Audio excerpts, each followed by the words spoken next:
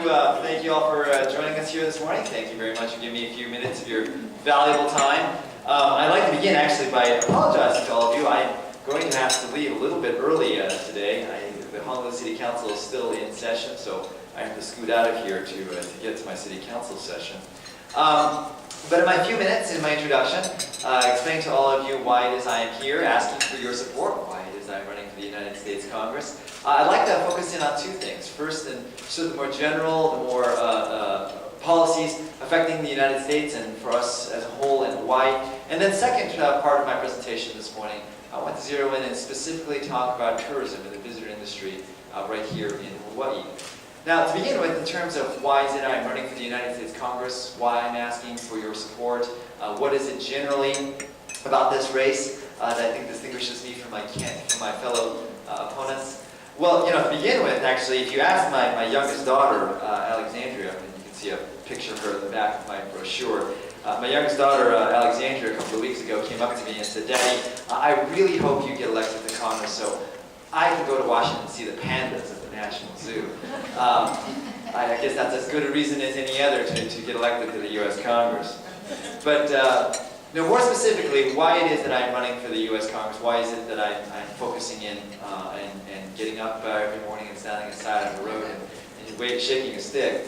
I think it can be neatly summarized in a quick story that I experienced about a month ago when I had filed my paperwork to run for this office. When I filed my paperwork, as I was leaving the Office of Elections, one of my supporters showed me a T-shirt, and my supporter, he had a daughter who was 3 years old, granddaughter who was 3 years old, same age as my youngest of my 3 children, who's also 3 years old. And he showed me this T-shirt, and this T-shirt read, "I'm 3 years old. I already owe the federal government $46,000 for my share of the national debt." In a very quick statement, in a T-shirt, that pretty much neatly summarizes what's wrong with our current United States Congress. It neatly summarizes why it is so important for us to change the direction of public policy in our nation, and it summarizes my candidacy.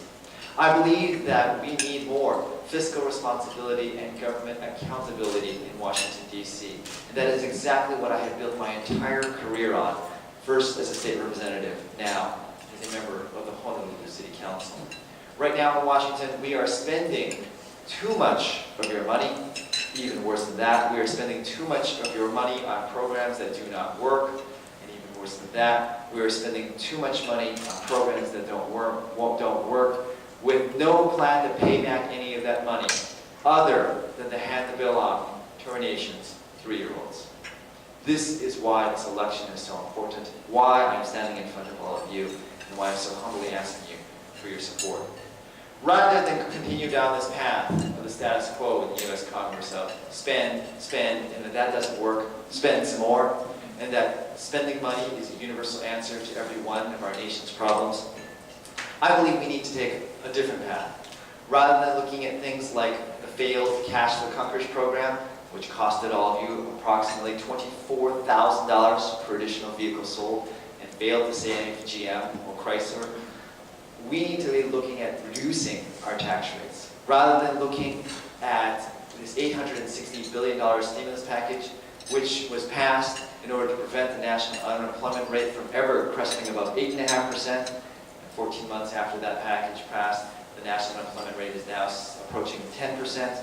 We instead need to be looking at limiting our government, encouraging small business, reducing our capital gains tax rate, rather than looking at always reaching to spend ever more and more in more resources. My candidacy can be summarized in a very simple statement. I want all of you to know what I built my career upon and what I look forward to doing as your representative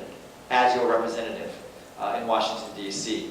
is that if I get elected, I will never, ever forget that every single dollar the government spends comes from a family like yours.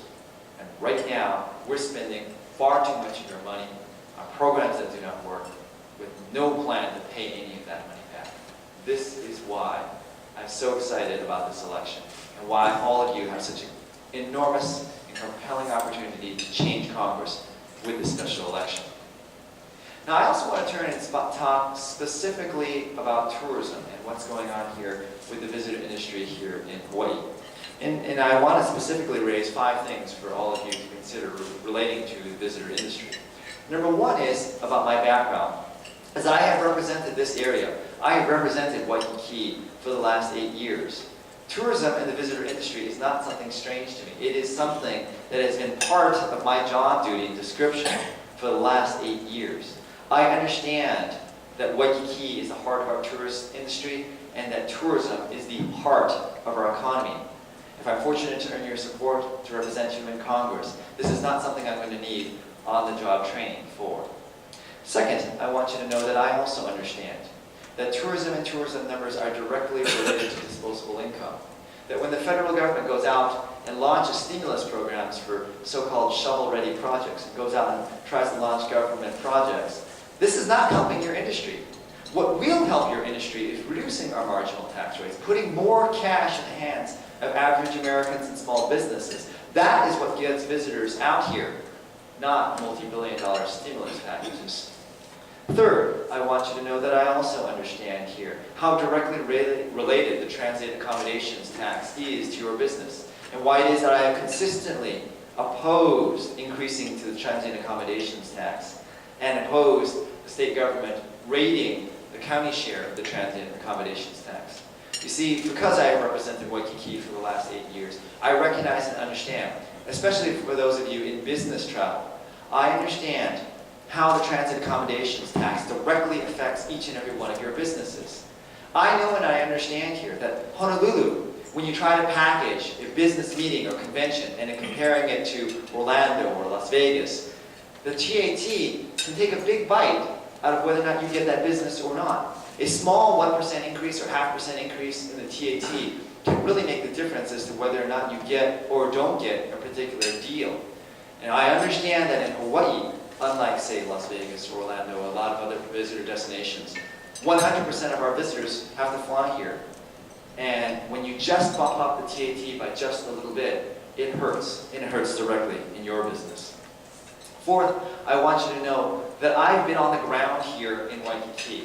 I know all of us as candidates can talk about these big picture things, but as a city councilman here in Waikiki, I want you to also know that I understand the little things that affect your visitor industry. Little things like that I have worked on, making sure the bathroom over by Kakalani Park stays open past midnight on Halloween, because Halloween is one of the biggest nights of walking around here in Waikiki. I understand that you have to make sure that all those tiles on Kalakaua Avenue are paved, because if somebody trips over it, they'll immediately have a bad visitor experience. I understand that you have to make sure that your parks at Kakalani Park and Ala Moana Beach Park are clean and welcoming to our visitors, because you don't want to give the first impression to our visitors that we are a city that is unwelcoming or hostile. I understand how important it is to make sure that our police officers are walking the beat, not just driving in their cars, but walking on the street on Kakalani and Kalakaua Avenue, and not doing it at 7 p.m., but at 2 a.m. These are the mundane things that I know don't often get talked about in debates for the United States Congress, but are things that I have directly dealt with, participated in, and understand how they affect your industry and how important they are for your industry. Because all too often it is those mundane things that make a difference as to whether or not you get a repeat visitor or not. And last and finally, if I can talk about one big thing, and that is I am a strong proponent of free trade. I understand that our growth industries are not going to come from Japan or from California. They are going to come from places like South Korea. And that's why I have been a big champion of increasing free trade and increasing our trade agreements with specifically South Korea.